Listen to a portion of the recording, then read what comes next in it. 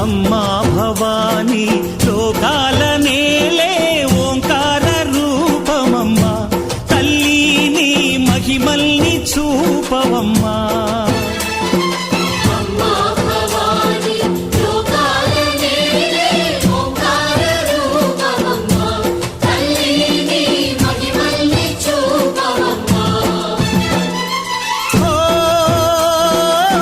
సృష్టికే దీపమా, శక్తికే మూలమా, సింహరథమే నీదమ్మా. అమ్మ దుర్గమ్మ భక్తులను దీవించుమా.